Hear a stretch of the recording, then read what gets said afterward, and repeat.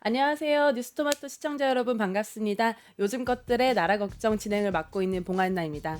요즘 것들의 나라 걱정은 뉴스토마토와 정책 플랫폼 다시 만드는 세상이 공동 기획한 프로그램인데요. 2030이 바라보는 우리 사회의 문제랑 어떤 사회 시각들을 함께 나눠보는 프로그램으로 진행하고 있습니다.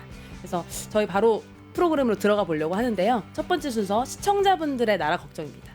여러분께서 사실 그 저번 방송 보시고 댓글을 많이 남겨주셨더라고요. 또 이 소통을 지향하는 요즘 것들의 나라 걱정이어서 여러분들의 댓글 보면서 함께 얘기 나눠보도록 하겠습니다. 댓글 띄워주실 수 있으실까요? 네, 저번 이렇게 댓글 써주시면 제가 늘 같이 한번 읽어보려고 하니까 지금 보시는 시청자분들께서도 댓글 같이 달아주시면 좋을 것 같아요. 댓글 달아주신 거 보면 이게 대통령 선거냐, 조이대 대법원발 희대의 이재명 사법 암살 아니냐 이런 댓글. 내란부 한독수 구속하라. 범죄자 한독수, 최상목 한독수, 초박살 한독수. 그러니까 저번 방송에서 대법원의 얘기를 다뤘었거든요. 그때 이제 보시면서 많은 분들이 어떻게 대법원이 이런 판단을 할 수 있지? 이런 문제의식을 많이 느끼신 것 같아요. 그래서 사실 그런 문제의식이 지금도 계속 드러나고 있으니까 시청자분들의 나라 걱정이 더 늘어나는 건 아닌가 싶습니다. 다음 댓글 한번 보면요. 초박살 한독수. 다음 댓글 보면 그리고 제가 시청자 여러분께 정말 죄송한 게 제가 저번 주 목소리가 너무 안 좋았어요. 제가 정말 너무 죄송하다는 말씀 드리고 오늘은 꾀꼬리 같은 목소리로 준비했습니다. 그래서 정말 목소리 다듬으면서 제가 컨디션 준비해서 오겠다는 약속 꼭 드리겠습니다. 그리고 저희가 저번에 교육에 대한 그 주제를 다뤘었는데요. 서울대 법대 인성교육 다시 받아라. 그러니까 꼭 서울대라는 어떤 타이틀이 있는 대학교를 나왔다고 해서 이게 교육이 제대로 된 게 아니다. 우리나라 교육에 대한 문제성이 심각하다. 그리고 심지어 이제 한덕수나 이런 조이대 이런 분들도 다 서울대 나왔는데 지금 판단이나 이런 거 보면 쉽지 않거든요. 그러니까 교육 문제도 좀 다뤄야 되고 인구가 감소돼서 사실은 발생되는 문제들도 있고 이제 주변 대학교 상권들 보니까 서울대 앞이나 이런 오프라인 상권들이 이제 끝났다 이런 댓글이 있었습니다. 그래서 시청자 여러분께서 이렇게 댓글 달아주시면 같이 공유도 해보고 얘기 나눠보는 시간 앞으로도 계속 가져보도록 하겠습니다. 자, 그럼 첫 번째 순서 헛소리 금지구역으로 들어가 보려고 하는데요. 영상 같이 보고 오시죠.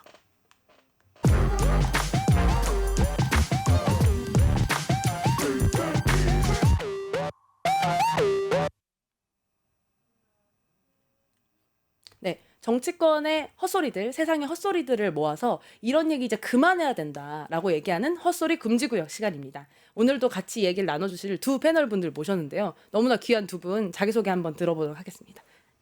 네, 안녕하세요. 저는 내란 종식을 위해 열심히 가열차게 싸우고 있는 한 명의 소시민이자 지금은 출생률 높이기 정책연구소라는 시민단체 겸 연구소를 맡아서 운영하고 있는 한승주라고 합니다. 반갑습니다.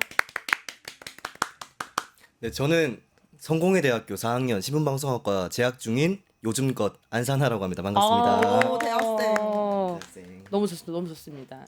저도 마음은 대학생, 마음은 대학생으로 하고 있습니다. 그래서 오늘 저희가 사실 헛소리 금지구역에서 사실 정치권이 매번 헛소리가 많이 나오긴 하지만 이번 주만큼 헛소리를 넘어서 헛장면, 헛발, 잘못된 얘기들 헛짓거리. 많았던 헛짓거리 이런 것들이 많았던 시즌이 없었던 것 같아요. 그래서 오늘 얘기 나오는 것들이 너무 많습니다. 그래서 빨리빨리 한번 달려보려고 하는데요. 오늘 어떤 헛소리 가져와 주셨어요? 네, 저는 사실 말씀하신 대로 다룰 게 너무 많았는데 그럼에도 불구하고 이걸 다시 한번 꼭 짚고 넘어가고 싶어서 우리 이제 희대의 대법원 한번 가져왔는데요. 이제 조희대 대법원장이 어쨌든 주도한 사법 쿠데타 이것 때문에 주권자들이 또다시 분노하고 또다시 불안감을 여전히 느끼면서 살아가야 되잖아요.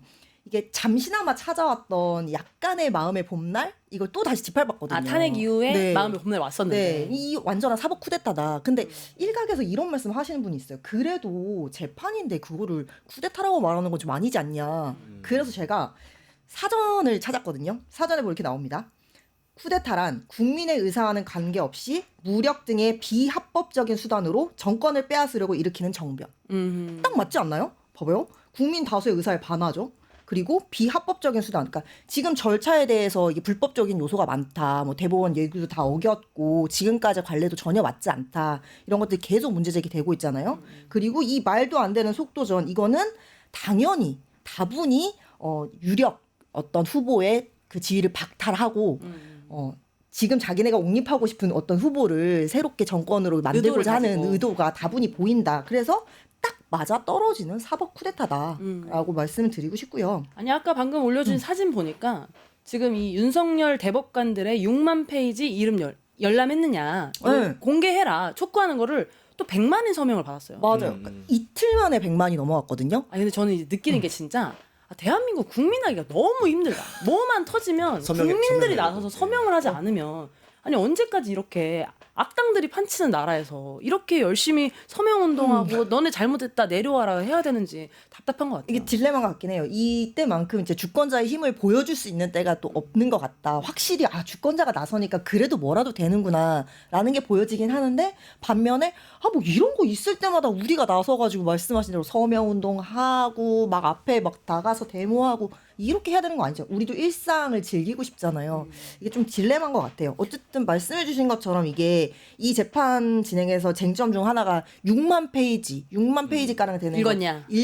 근데 이게 뭐 36일 만에 선고라고 얘기를 하는데 그거는 이제 파기환송심 종료되고 나서 36일인 거고 실질적으로 재판부가 배당되고 나서는 이틀밖에 없었던 거거든요. 야. 배당되고 그것도 선고 날 때 말고 선고가 결정될 때까지 그러니까 이틀 동안 6만 쪽을 다 읽었다? 이건 말이 안 되는 거잖아요. 너네 말 안 된다. 읽었냐? 내놔봐. 기록 내놔봐. 했더니 하는 말이 이거를 사실 대법원에서 반드시 사건 기록을 다 읽어야 되는 건 아니다라는 말을 해요. 말도 안 되는 거죠. 그러니까 이거를 다 읽었다라고 하기엔 물리적으로 이상하니까 안 읽어도 된다라는 말도 안 되는 소리를 하는 거죠. 당연히 재판관은 사건 기록을 다 읽고 나서 또 대법원 같은 경우는 이제 헌재처럼 이제 연구관들이 있으시잖아요. 재판 연구관들이 보고서도 작성을 하고 그걸 또 올리면 그걸 또 이제 대법관들이 보고 판단을 하는 건데. 아니 근데 안 한 거죠. 이게 여기 지금 띄워주신 사진에도 나오지만 헌재에서 판단할 때 저희가 이제 탄핵까지 우리가 시위한 기간이 121일 그리고 맞아요. 가결까지는 이제 111일까지가 걸렸는데 이거 재판과 만장일치로 하기 위해서 굉장히 노력하고 그러니까 어떤 의사결정을 하면 미치는 파급이 있으니까 이 재판관들이 만장일치를 만들려고 하고 여러 숙고를 하게 되잖아요. 근데 대법원 판단은 어떤 사건을 이틀 아니 9일 만에 이렇게 판결을 내릴 수 있는지 제가 억울한 일을 당해도 그들이 이틀과 9일 만에 저를 구제해 줄 수 있는지 아니잖아요. 그러니까 의도가 있기 때문에 아까 말씀하신 쿠데타에 맞는 얘기다.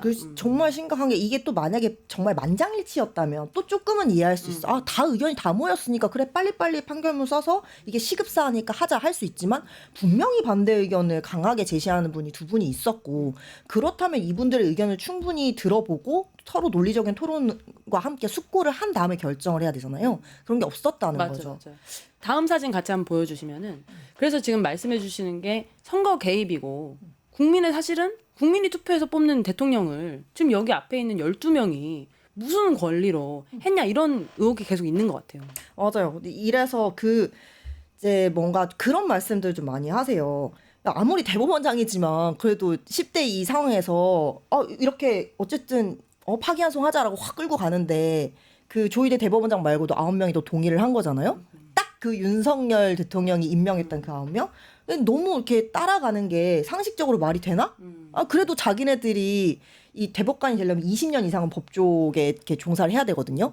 그렇게 일했던 사람이 자존심이 있지 해야 되나라고 얘기를 하시는 분들이 있어요. 근데 이게 헌재랑은 또 좀 다른 게 헌재는 뭐 사법부에서 3인 추천, 그러니까 대법원장이 3인 추천, 대통령 3인 추천, 국회 3인 추천 이렇게 해서 이제 임명을 하잖아요. 각각 추천 몫이 따로 있는데 대법관 같은 경우는 오로지 대법원장이 임명 제청권이 있어요. 그러니까 물론 이제 대법관 후보 추천위원회가 꾸려지긴 해요. 거기서 3배수 정도로 추천하면 대법원장이 그 중에서 픽해서 대통령한테 임명 제청을 하고 이제 형식적 임명권 대통령이 행사하는 거죠. 물론 그 과정에서 국회 청문회가 있긴 한데 우리나라 어쨌든 입법부는 또 사법부를 존중하는 의미에서 이걸 잘 이렇게 뭐 낭만을 시키거나 그런 게 거의 없거든요.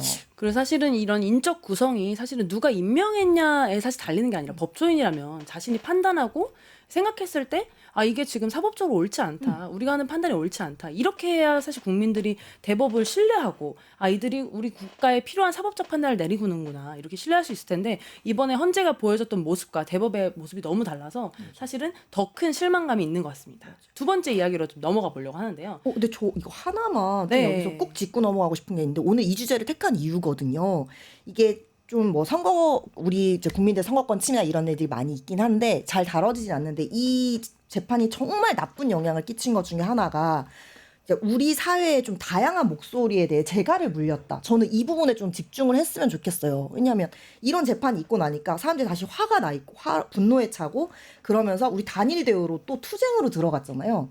그러니까 뭔가 희망을 말하고 좀 다양한 우리의 미래를 그려보고 이런 것들을 할 여유가 없는 거예요. 서로 각자. 그렇죠, 그렇죠. 응. 그런 것 그렇게 상황을 몰아간 게 이번 희대 대법원의 정말 나쁜 점이야. 이거 꼭 좀 같이 짚고 넘어가고 엄청 싶어요. 스트레스를 많이 준 것 같아요. 국민들한테 뭔가 한 계단 넘어가는 것 같았는데 다시 한번 이런 식의 좀 행동들이 맞아요. 저도 요거 관련해서 생각을 하나 해봤는데 이거를 되게 동조하시는 입장에서 하는 말들이 보통 그런 말들을 많이 하더라고. 이거는 사법부의 독립성이다.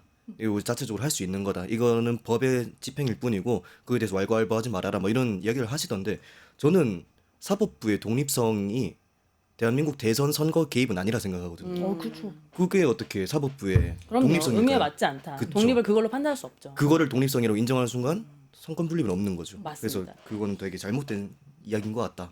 댓글에 지금 남겨주신 게 있는데요. 꽃 중에 제일 아름다운 거님이 무소속으로 나온 한덕수가 무소속 죄송합니다. 이 댓글이 아니라 살면서 대법관 이름을 수많은 국민들이 알고 있다는 것도 참 신기합니다라는 댓글 주셨어요. 맞아요. 사실 맞죠. 사실 대법관 이름 우리가 알아야 되는 게 아니라 그들이 올바른 판단을 할 거기 때문에 사실 그 개개인에 집중하지 않는 건데 이번에 너무나 잘못된 판단을 함으로써 유명인이 돼버렸다. 네, 그런 생각이 듭니다. 두 번째 이슈로 같이 넘어가 보도록 하겠습니다. 두 번째는 국민의힘 경선? 대체 왜 했냐? 대체 그들은 대체 왜 경선을 한 것인가로 넘어가 보려고 하는데요. 제가 이 얘기들 너무나 재밌는 팝콘 얘기들이어서 제가 사진을 준비해서 같이 한번 보려고 하는데요. 사진 한번 띄워주시겠어요? 민주당은 경선을 통해서 이미 그 후보를 배출했죠. 이제 경선을 통해서 이재명 후보를 배출을 했는데 그 사이에 국민의힘은 굉장히 많은 후보가 있었어요. 거의 뭐 11명 여기서 이제 또 줄여가지고 또 이제 8명에서 4강, 4강에서 2강. 근데 여기서 멈춘 게 아니라 2강에서 또 결선 투표까지 해가지고 김문수 후보가 나온 거란 말이에요. 그러니까 사실은 이 경선이 국민의힘 입장에서는 굉장히 긴 시간을 들이고 후보를 발굴해내야 되는 어떤 입장에서 이렇게 쫙 치러졌기 때문에 김문수 후보가 딱 당선된 순간 나 같아도 내가 이 당의 후보가 됐다 이렇게 생각했을 것 같아요. 근데 그럼에도 불구하고 국민의힘 후보가 아닌 상황이 된 거잖아요. 그러니까 이미 뽑힌 김문수 후보와 단일화를 만들어야 된다고 생각하는 이 두 명의 권씨분들께서 쌍권총. 쌍권총 선생님들께서 이 김문수와 한덕수 후보의 단일화를 반드시 이뤄내는 염원을 온 국민에게 보여주면서 지금 거의 시트콤이 일어나고 있는 것 같아요. 너무 재밌습니다. 너무 재밌게 보시고 계시나요? 팝콘 사러 갔다 올까요? 즐겁습니다. 다음 사진 한번 보여주시면 그래서 이런 모습을 보고 그 경선에 나왔던 그 후보분들이 그래서 보시면 그 홍전 시장은 딱 경선에 탈락하자마자 사실은 이제 은퇴 선언하고 빠졌잖아요. 이제 이런 상황에 경우 화가 나서 이제 언론에 인터뷰한 것이 4강에 든 후보들은 최소 2억씩 냈고 남들 3차 경선까지 올라간 사람들은 3억을 냈는데 그럼 다 더하면 50억 될 텐데 그럼 우리 경선 왜 한 거냐 이제 이런 목소리를 내주신 거죠. 다음 사진 보시면은 한동훈, 안철수, 뭐 한덕수, 김문수 다 지금 하나같이 얘기하는 게 이거 지금 잘못됐다. 지금 이재명 독재가 눈앞에 있는데 우리끼리 왜 싸우냐. 차라리 가위바위보로 후보를 정하는 게 낫지 않냐. 근데 그 와중에 한덕수 저를 지지하는 분들이 훨씬 많았다. 무소속인데 어떻게 자기를 지지하고 있는지는 알 수가 없는 길이나 나다 프레임으로 지금 계속 가시고 가는 중이고 또 이준석 선생님께서는 김문수 상황 언젠가 나도 겪어봐. 이러면서 이제 또 말씀을 해주시고 이런 정치권에 있는 여러 사람들이 이번 사태를 보면서 상당히 문제가 있다고 당 내에서도 당 외에서도 지금 말하고 있는 것 같아요. 이거 어떻게 보셨어요? 그 이준석 하는 말도 진짜 맞는 게 사실 이 똑같은 일이 그러니까 지금 김문수 후보가 당무 우선권 이제 얘기했잖아요. 똑같은 일이 지난 대선에 있었거든요. 윤석열 후보가 후보 된 다음에 나 내 맘대로 할래. 그래서 사무총장도 바꿔줘. 이러고 해서 근데 당무 우선권을 인정하고 당시에 이제 이준석 지금의 후보가 당대표였잖아요. 국민의힘 당대표.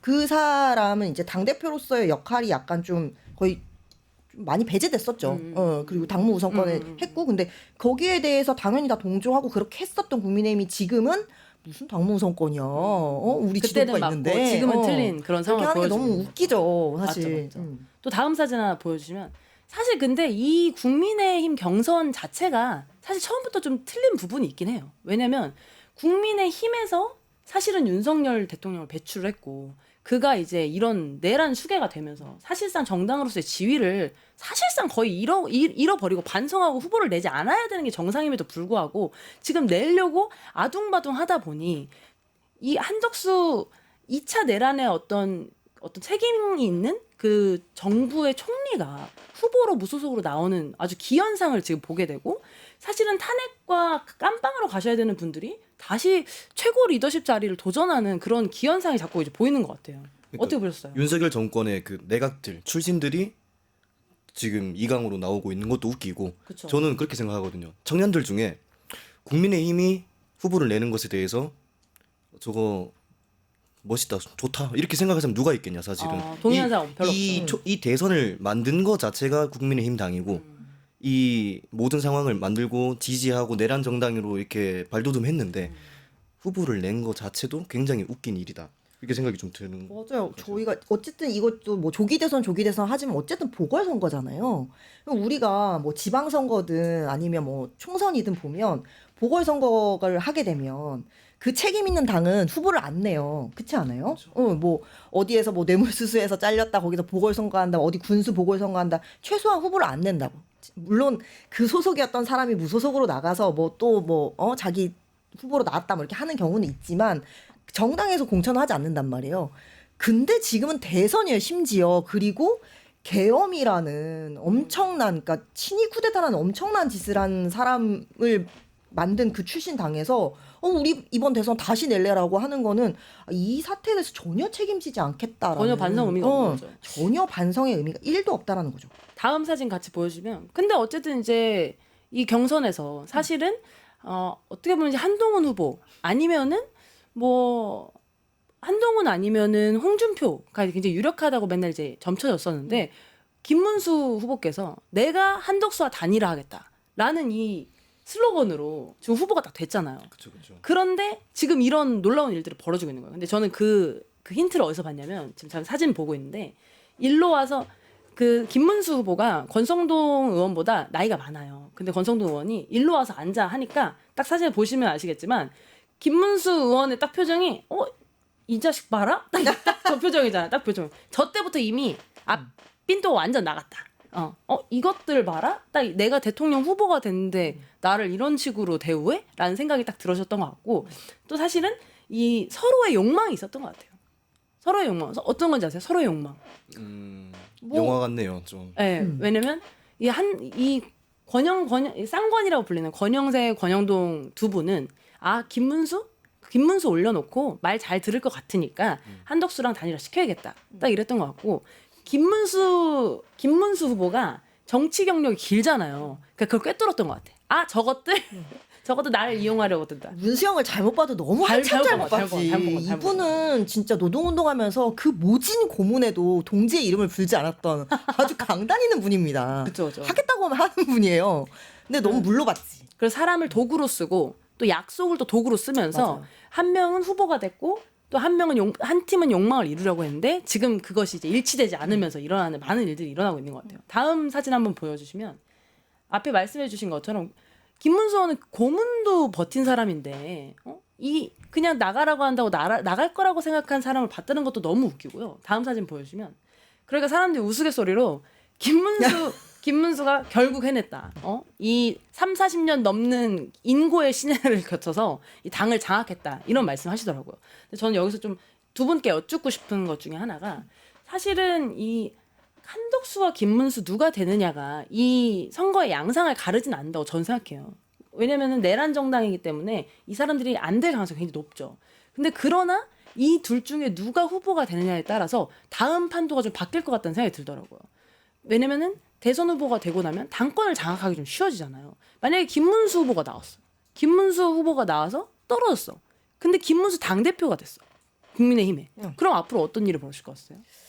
글쎄요. 사실 김문수는 국민의힘에서 세력이 그렇게 있는 사람은 아니에요.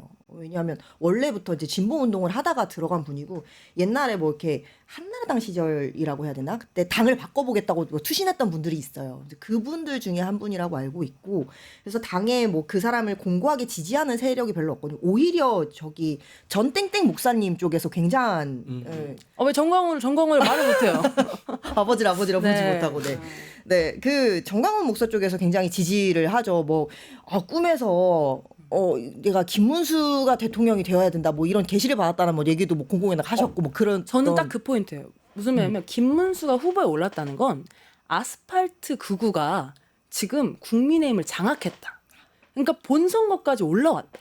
그래서 사실은 제가 좀 무서운 거는 김문수 전 의원이 후보가 된 게 무서운 게 아니라 우리나라 양당 중에 하나를 아스팔트 보수가 먹어가는 건가? 네. 저 이런 좀 두려움이 들더라고요. 맞아요. 그래서 저는 이제 이분이 국민의힘에 큰 세력이 없기 때문에, 그러니까 의원을 중심으로 한 아무래도 이제 정당은 의원 중심으로 돌아가잖아요. 국회의원 중심한 세력이 없기 때문에 말씀하신 대로 그런 극우 세력과의 약간 국힘의 화학적 결합이 좀 일어나지 않을까라는 생각이 좀 들긴 해요, 솔직히. 그래서 사진 같이 한번 보시면은 저와 같은 불안감 혹은 저와 다른 불안감이라도 국민의힘에 있는 많은 분들 느끼신 것 같아요. 그래서 국민의힘 상임 고문단에서 80대, 70대가 지금 단식을 하고 있습니다. 권성동 의원도 지금 단식을 하고 있죠. 이 말이 뭡니까? 반드시 피를 막아야 된다라는 각오를 가지고 지금 저분들이 지금 단식을 하고 있어요. 비교적 젊은 7080. 2030이 아니죠?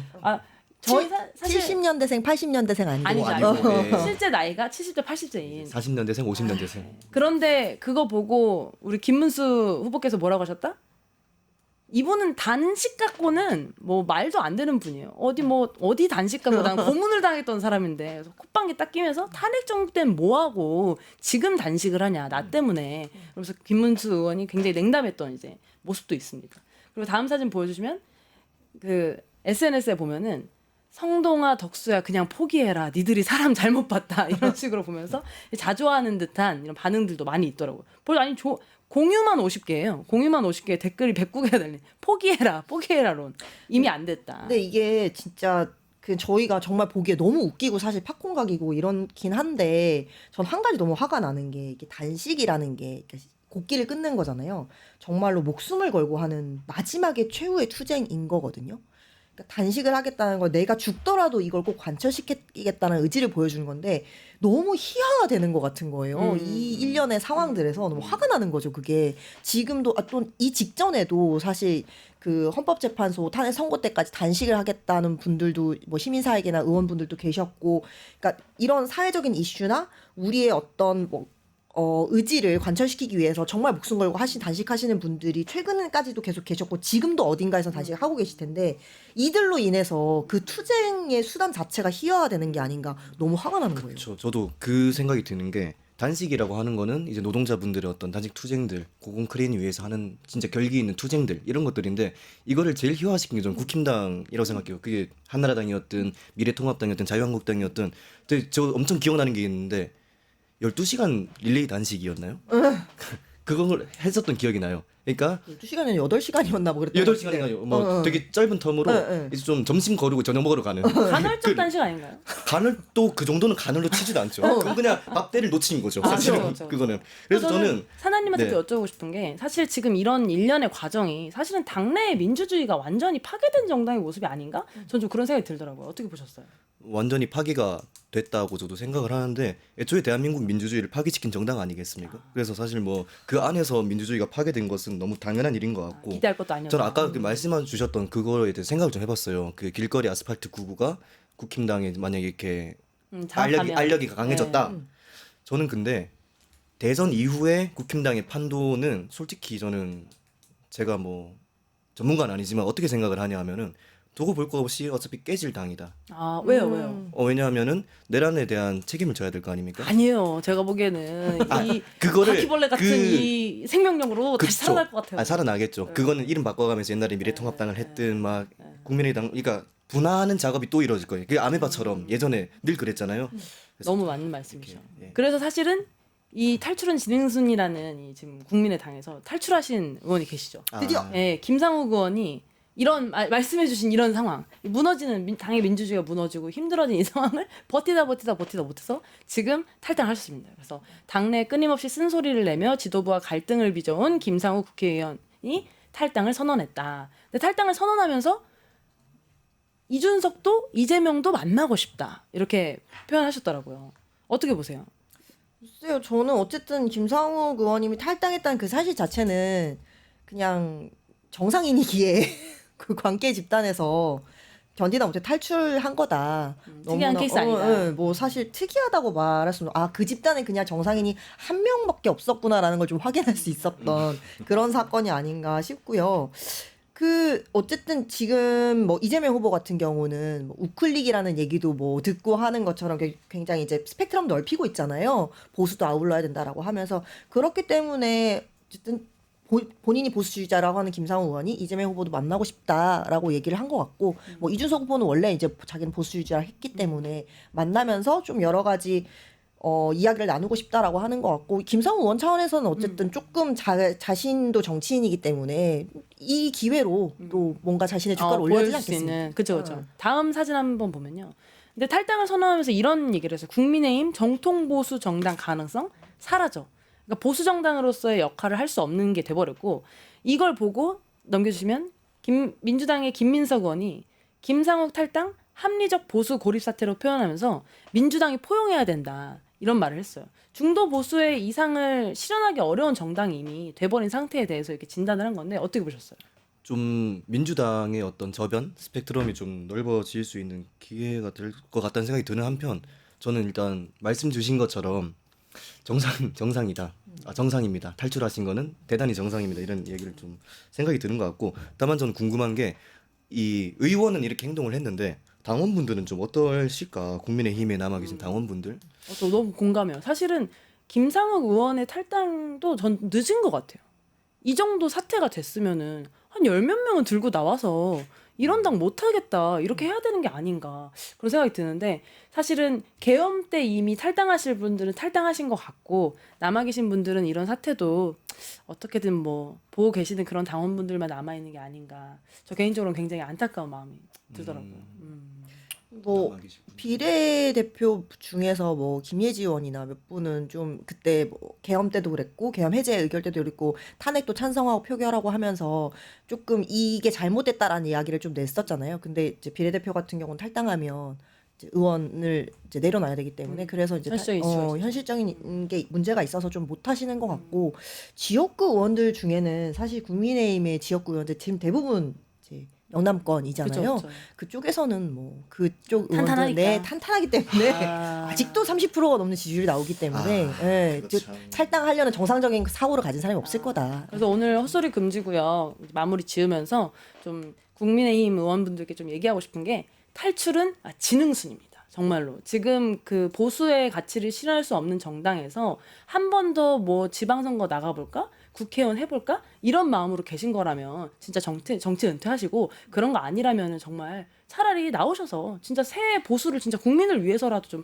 세워주셔야 되는 시점이 아닌가 그런 생각이 듭니다. 두 분 마지막 멘트 한 번씩 부탁드릴게요. 어떻게 보셨어요 오늘? 저는 이 지금 국민의힘 대선 주자 경쟁 구도 지금 김문수 후보랑 이제 한독수 후보 이렇게 되는 걸 보면서 그런 생각이 들었어요.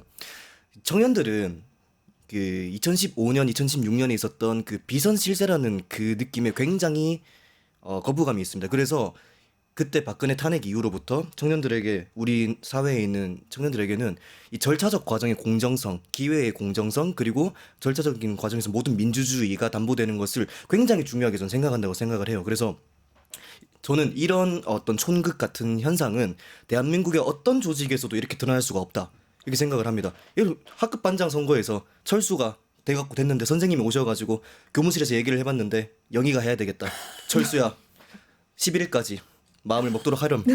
이게 말이 되는가? 말이 돼? 어떤 공간 대한민국의 어떤 공간에서도 이런 총극은 일어날 수 없는데 그걸 가능하게 하는 게 국민의힘 당이다. 이래서 국민들을 너무 피로하게 만들고 있다. 빠르게 좀 자중을 하셔야 될 시기인데 이런 총극으로 또 이권 다툼을 하고 있는 모습을 보면서 청년들은 또 많이 화가 난다. 이렇게 생각을 정리하고 싶습니다. 너무 공감다. 자중하시기 바라면서요. 또 마지막 멘트. 국민의힘에는 충분히 얘기를 해주신 것 같아서 저는 어쨌든 지금 이 내란이 좀 빨리 종식돼서 그 다양성, 다원주의 이게 민주주의의 기본 가치잖아요. 이런 것들을 좀 마음 터놓고 이야기할 수 있는 이런 걸 이야기할 수 있는 여유가 있는 좀 시기가 빨리 왔으면 좋겠어요. 맨날 우리 투쟁 좀 그만하고 제대로 빨리 정권 잘 바꿔서 우리가 조금 더 희망적인 얘기를 나눌 수 있는 그런 날이 빨리 오기를 좀 바라봅니다. 또 그런 희망찬 얘기를 나누기를 또 기원하면서 두 분 여기서 인사드리겠습니다. 감사합니다. 감사합니다. 뉴스토마토가 12.3 내란을 막아낸 시민영웅 1000명 찾기 프로젝트를 진행합니다. 내란을 막고 탄핵 소추를 이뤄낸 시민영웅 1000명을 찾아내 대한민국 민주주의의 역사로 기록하고 시상의 본보기로 삼음으로써 민주주의를 더 널리 확산하기 위한 프로젝트입니다. 이 과정에 직접 참여했거나 참여자를 추천해 주실 분들은 우측 제보하기 QR코드나 아래 메일로 추천 및 제보해 주세요. 많은 참여 바랍니다. 뉴스토마토와 함께해 주실 분들을 기다립니다.